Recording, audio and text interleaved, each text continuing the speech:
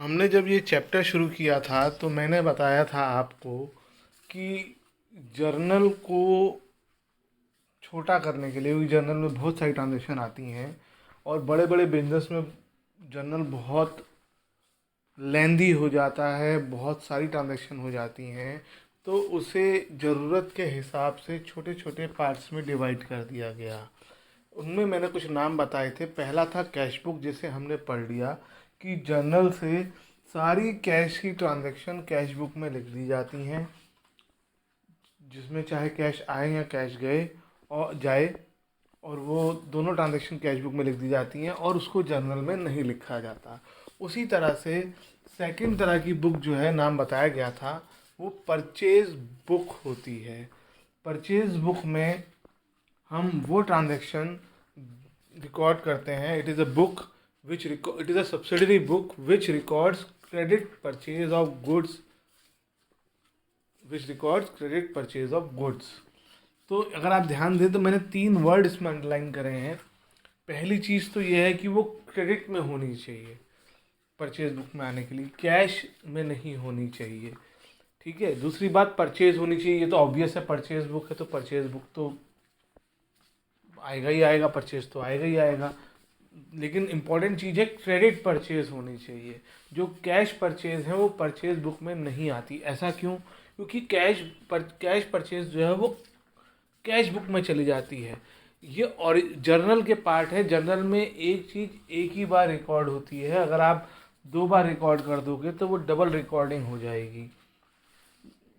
Journal में हर चीज़ को एक ही बार लिखा जाता है, एक एंट्री की फॉर्म में उसके हिस्से कर दोगे।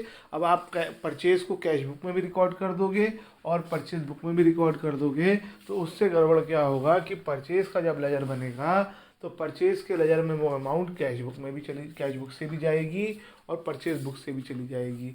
तो वो हमारे लिए बहुत डबल हो जाएगा कि हम परचेज बुक में से कैश परचेज को अलग करें।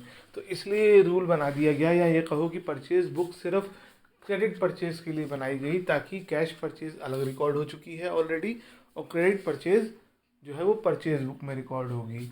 जब हम परचेज बुक मेंटेन करेंगे और क्रेडिट परचेज को परचेज बुक में दिखाएंगे तो उसकी भी जर्नल एंट्री जर्नल में नहीं होगी, क्योंकि ये जर्नल का ही पार्ट बन गया, इसमें हमने रिकॉर्ड कर दिया। तीसरा जो इम्पोर्टेंट वर्ड है वो है गुड्स।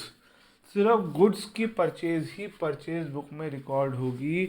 अगर हम गुड्स के अलावा कोई और चीज़ खरीद रहे हैं, यानी कोई एसेट परचेज कर रहे हैं, बिल्डिंग, फर्नीचर या कोई व्हीकल, प्लांट, कंप्यूटर, तो ये सब जो है परचेज बुक में नहीं आएगा। Purchase book records only purchase of goods on credit. Purchase होना चाहिए, क्रेडिट में होना चाहिए, गुड्स का होना चाहिए। अब परचेज बुक का फॉर्मेट क्या है, तो ये देखेंगे, थोड़ा सा बड़ा फॉर्मेट है। ऊपर लिखा जाएगा परचेज बुक, या परचेज जर्नल भी कहा जाता है इसे, क्योंकि ये जर्नल का ही पार्ट है। डेट पहला कॉलम, दूसरा नेम ऑफ सप्लायर, तीसरा वाउचर नंबर, जो क्योंकि बिल तो बनता ही बनता है, जब आप परचेज करेंगे तो आपको बिल मिलेगा तो वो नंबर यहाँ डल जाएगा। लेजर फोलियो, डिटेल्स, जो आपने अलग अलग चीज़ खरीदी, 4-5 चीज़ें खरीदी, उनकी डिटेल आ जाती है, उनका सॉल्यूशन पूरा टोटल अमाउंट में आ जाता है।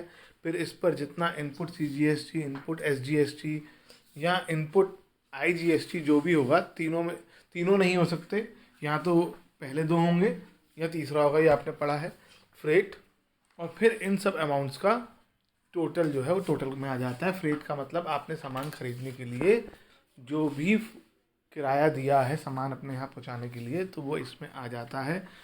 ऐसे भी क्वेश्चन आते हैं जिसमें GST ना हो, तो ऐसे में आपकी परचेज बुक सिर्फ अमाउंट कॉलम तक बनेगी, जिसमें GST और फ्रेट चार्जेस नहीं होंगे। तो हम आखिर के 5 कॉलम उसमें नहीं बनाएंगे। उसमें ऐसे में आपकी परचेज बुक सिर्फ अमाउंट तक रह जाएगी, क्योंकि पहले GST नहीं था तो फिर ये फॉर्मेट भी नहीं था।